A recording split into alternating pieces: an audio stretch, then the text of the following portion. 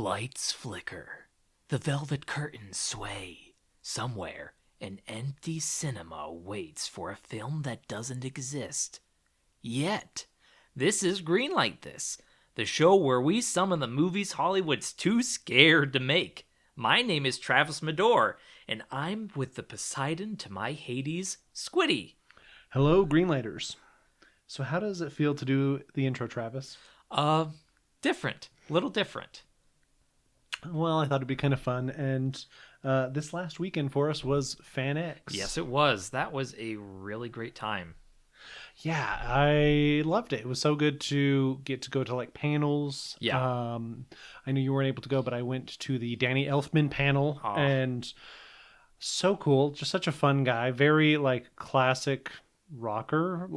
Oh, nice. He just felt so cool to hear from, and he just talks about how much he's working, and he's like, yeah, my year used to be kind of broken up in thirds between actual like music career and then composing for movies and other projects that he does, but now he just is so busy that he can't really keep that organized anymore. So that was really cool. And then cosplays, there were so many great cosplays this year that I loved. What were your thoughts?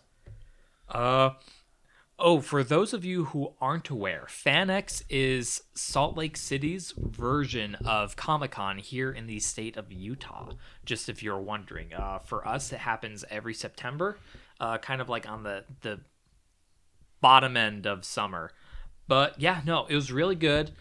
Definitely got to get VIP. Some of those autograph lines can be a bit rough. Absolutely. I'm an autograph guy, as well as like the occasional cosplay. And yeah, just some of those lines, like 3+ hours for like an autograph. So I always end up getting a selfie and then trying to take as much time to talk to them as I can to make it really worth my while. And they can be hours and hours and hours. Is so insane. Yeah, I even, because merchandising and shopping, that's part of the fun, is they have all the vendors in the vendor floor area. Huge vendor floor. This year I finally bought my first mystery box. Yeah. Which is a pretty popular thing where they'll have just a big box, usually set to a specific fandom. So it could be Batman, could be Star Wars, could be Neopets or whatever. And I bought my first one, which was Rugrats. Ooh. And yeah, it was kind of fun just to open it up and see what was inside. And I got a new wallet, a belt. Nice. The Tommy plushie that is on the bookshelf here. So yeah, it was kind of fun to get to mix it up a little bit and do that for shopping. Nice, yeah. And that was also our first group cosplay this past time. Yes, it was. And surprisingly, I got recognized more than you. I went as Calendar Man and you went as Condiment Man. It's Condiment King! I love that voice so much. Makes me so happy whenever you do that. But yeah, we did post pics of the event on our Instagram. So if you want to check that out, you can see it there. So Greenlighters, let's grab your bowl of Count Chocula cereal. I think it's time to greenlight something new. All right, hit the lights. Roll camera. Wait. Hold on. Where's the script?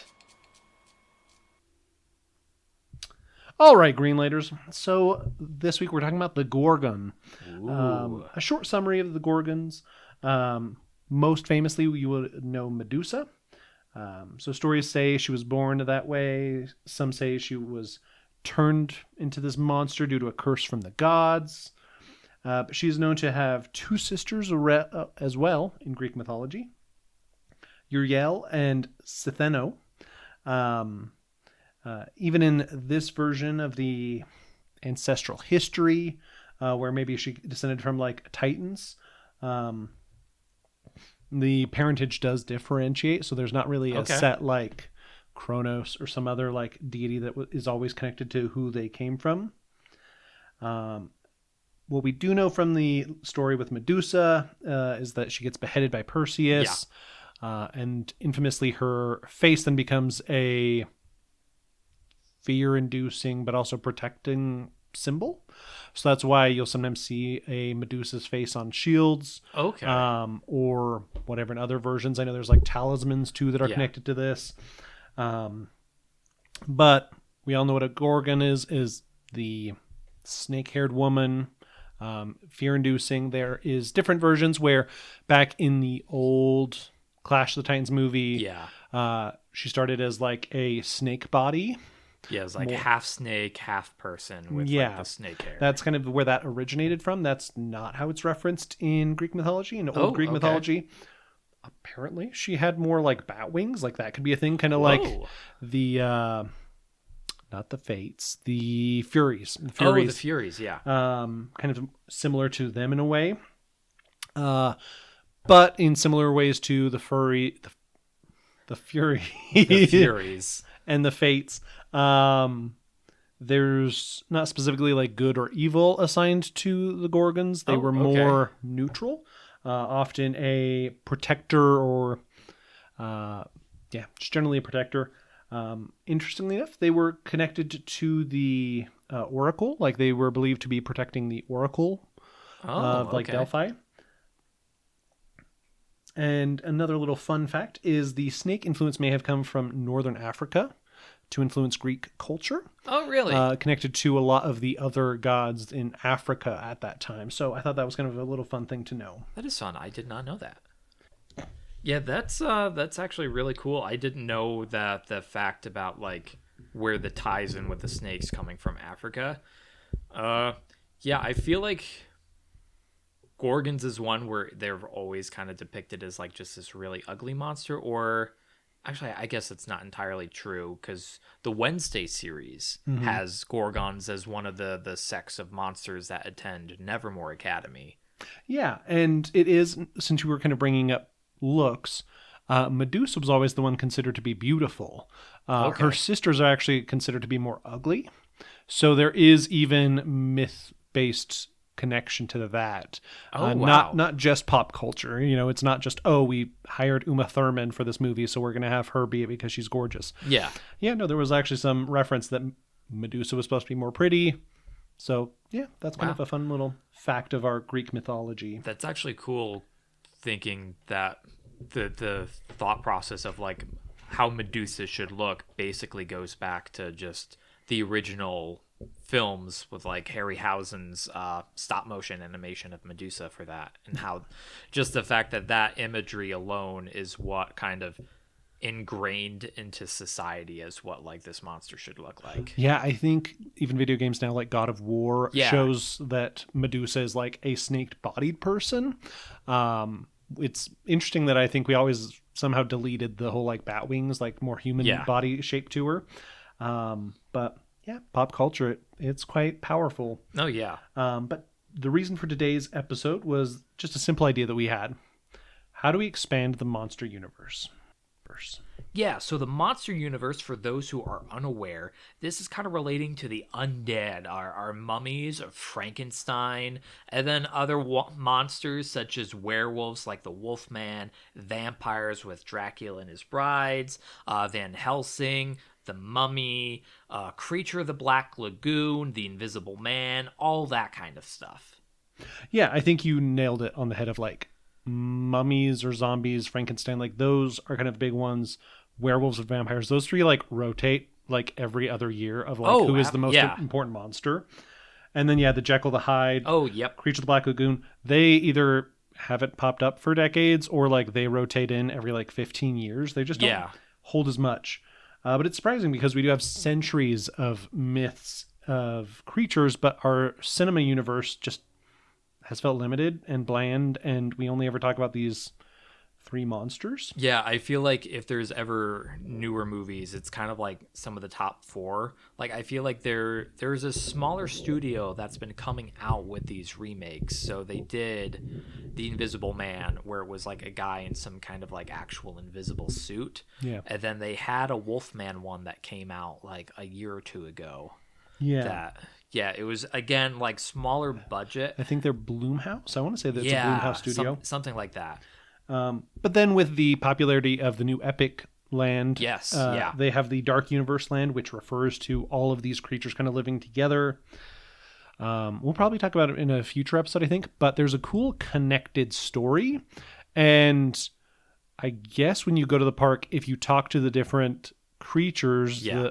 the Bride of Frankenstein, the Invisible Man, they each kind of give you pieces of a story, and Which is eventually so cool. you get the whole picture of the land, which is really, really cool. And I love that they're doing this in a theme park.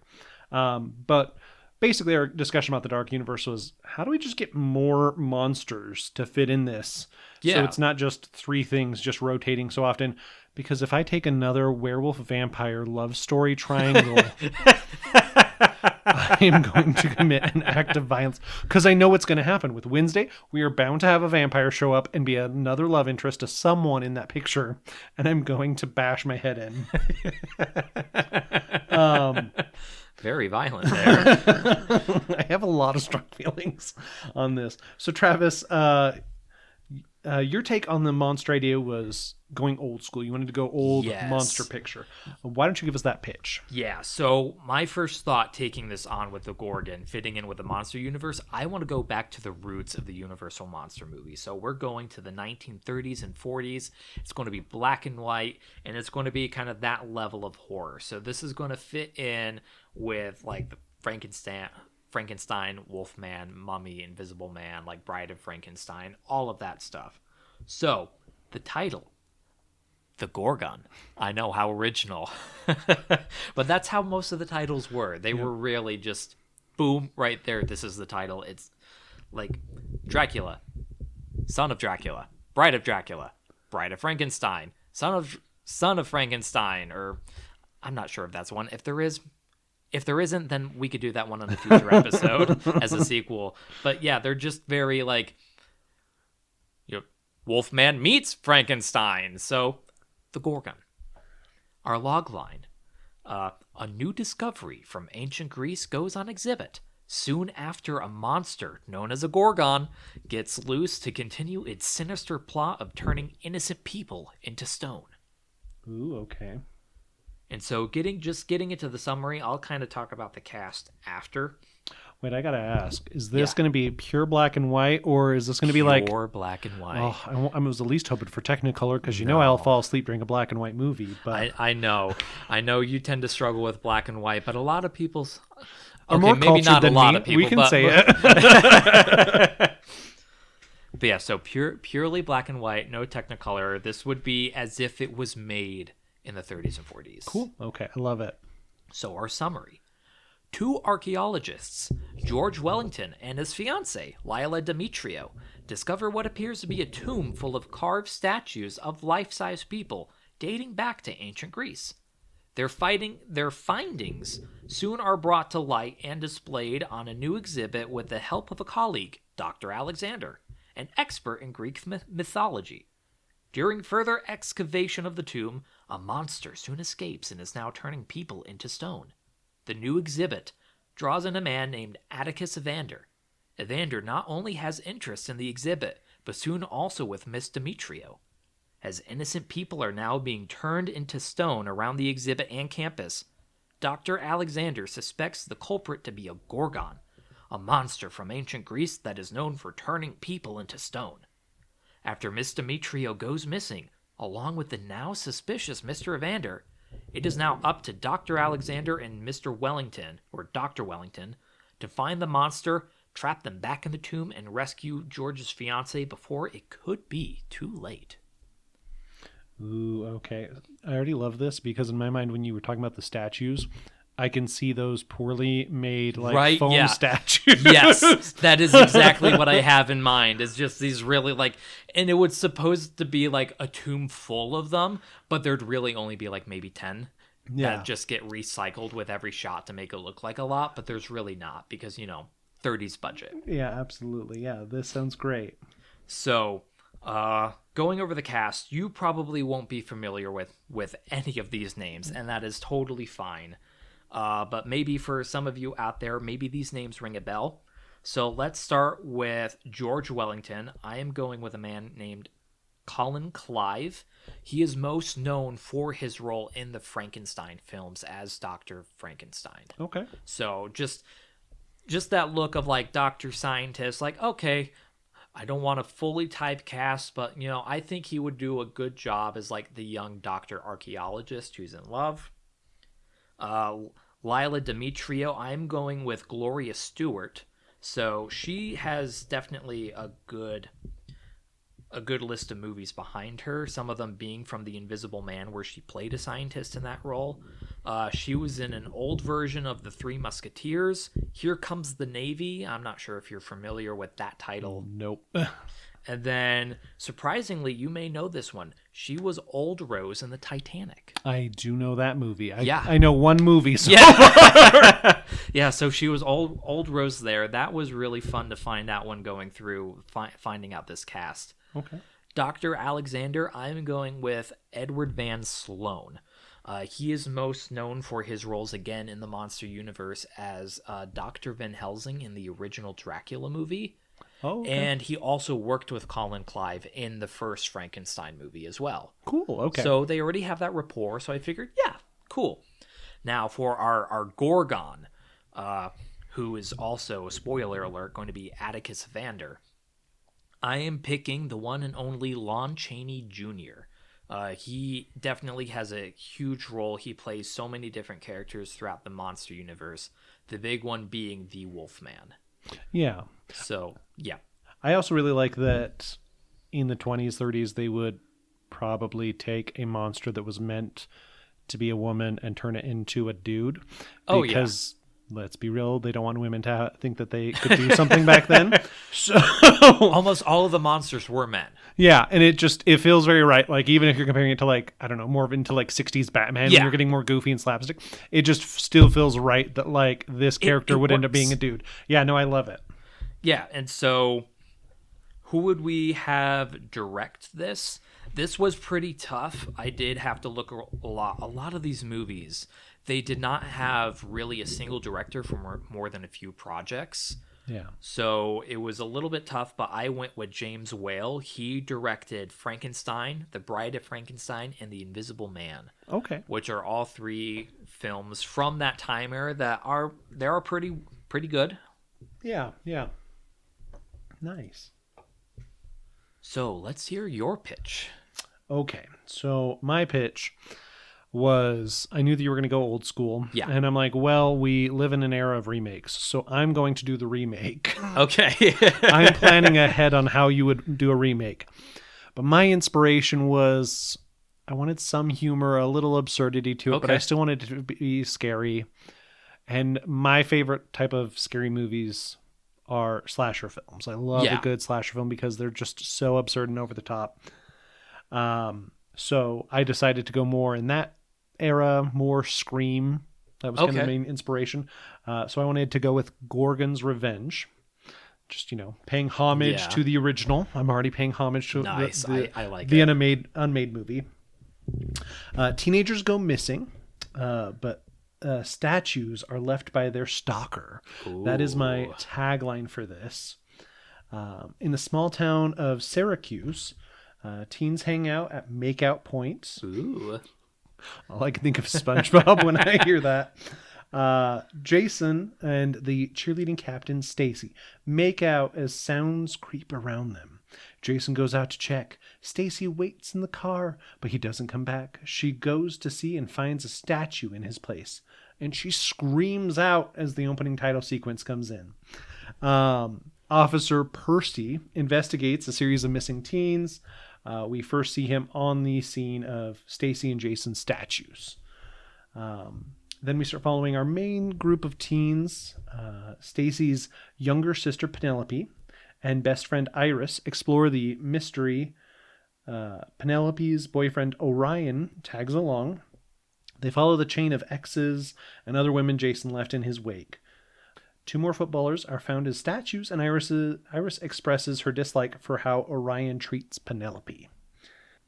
As the story leads toward a cheerleader as the main suspect, Officer Percy finds evidence the footballers had taken advantage of a girl who took her own life.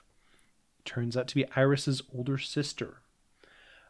Iris reveals her power as she turns Orion to a statue and expresses her love and obsession for Penelope. Chaos breaks out. Can Penelope escape this snake? Is there a cure for the teens that have turned into statues? So I definitely went very Scream themed, where the cop is one of the main people. I also got vibes of oh gosh, Jeepers Creepers. Oh, okay. A little bit of Jeepers Creepers Okay. vibes, Yeah, which is good. I can see that. So for Penelope, kind of our lead heroine, I thought of Stormy Reed. You would know her from like A Wrinkle in Time, Okay. or she was the daughter of what was it, Bloodsport in Suicide Squad, like the newer yes. one. Yeah, she's a fantastic younger actress. I wanted to try and get the generation after Jenny Ortega, so it didn't feel like we're just recycling the same teens from a decade ago. And then Orion, I did go with our wonderful buddy Georgie Farmer, who played Ajax in Wednesday. I thought he would be kind of fun as the jock teenager. And then as Iris, our Gorgon, I thought of Sadie Sink. She is one of the kids from Stranger Things. She's one of the Stranger Things gang. I think she came in like season 2, because that's about when I stopped watching. And then Officer Percy, just kind of playing off of the joke here. I thought, let's have like a younger cop. That's kind of what was happening with Scream. Yeah. So Logan Lerman, who was Percy in the movies, Percy Jackson and the Olympians. I'm like, he's about the age. He can play a cop. It's fine. He's there now. But yeah, it was definitely just, I wanted to go for that like teen slasher flick, just classic. Nice. Everybody knows what's going to happen kind of an idea. For the directors, I wanted to work with Matt Bettinelli Olpen and Tyler Gillette. So they are the ones that have returned the Scream franchise. So they've done like the most recent 2 movies. And then besides them, one of the executive producers I thought would be fun to bring on, because she was an executive producer on those movies as well, is Courtney Cox. She's actually started doing it. Yeah. So as somebody that loved doing the Scream franchise and has that experience, I think she'd be great to bring on.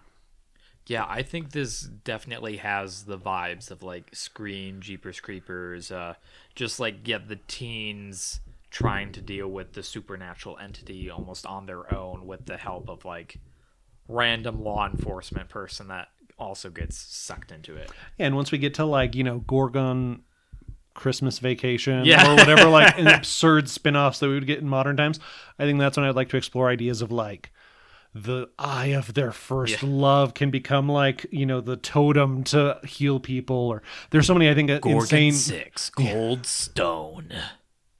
Also, Gorgon 6, I totally thought you were going to say Gorgon City, and I'm like, oh boy, we're going to the future.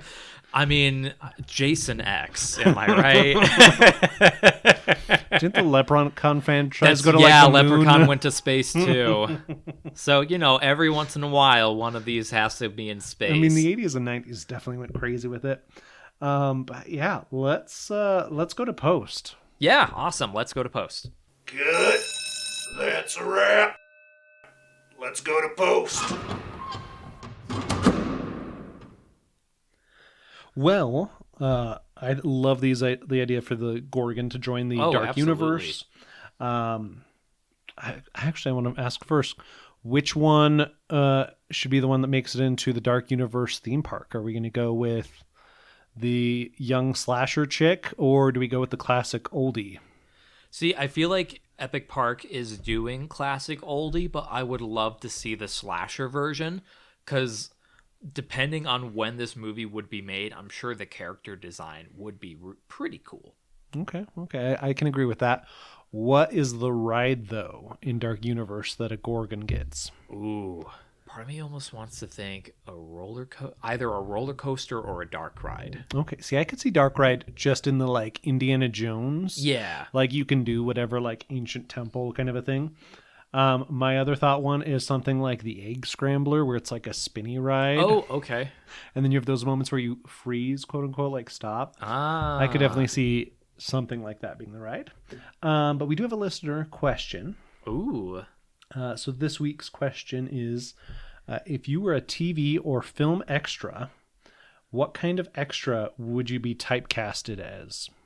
See, for those that don't know, I have done very, very, very, very, very small acting parts in like a decade ago for like really small production stuff, and I've been typecasted in both of those like adverts as like a nerdy guy.